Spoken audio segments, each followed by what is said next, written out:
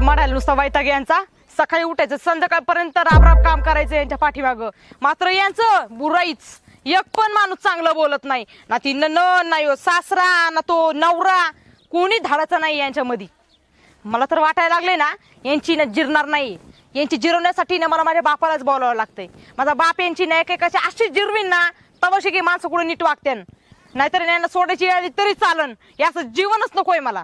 वैतागलेली यांच्या. सकाळचं उठा ते संध्याकाळपर्यंत काम करत राहा तरी यांची कधीच प्रशंसा नाही. तोंडातून नुसतं बका बका त्यांचं वाईटच निघतंय. चांगलं तू थोबडातून एक शब्द नाही. आईला 2 तास झालेत. बेण्याला पाहतो चप्पल तिथं पडली. कुठं गेलं 2 तासापासून सापडतं त्याच्या आईला. कुठं पिऊन पाडा कुठं नाही.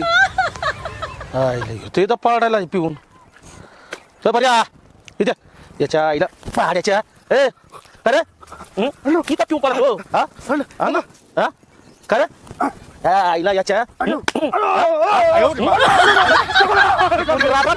तिकडे पिऊन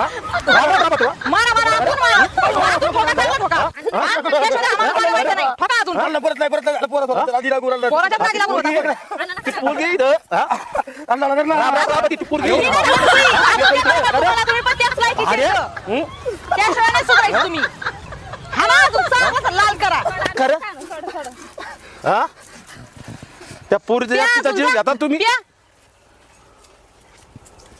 सदाना काय सांगितलं तरी ऐकायचं नाही आणि काय नाही. तसं म्हणा मी माझ्या उद्या बापाला बोलवलेलंच आहे.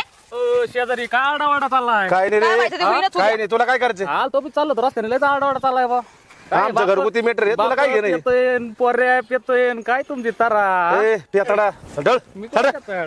आईला मिठायला यावं तर काय आम्हाला मिठाला येतो का पेटून द्यायला येतो तुझं. उद्या येणार आहे माझा बाप बरं का. आणि उद्या काय ते उद्या होणार आहे. हा चल मिटलं का मग? चल नाही होणारच आहे. मला का सांगू आता. दोघांनी सांगितलं सगळं होतं घेतली सोयी का? सोयी ऐकायचं नाही काय नाही. हा? काय बोल अवघड आहे बा तुमचं आपल्या कसं. यासाठी आलता का तू इकडं? अरे मिठायला आलतो मला चला काय चाललंय बघा तुमचं. घरामध्ये चुकीचं चालल्यावर लोक बोलणारच ना.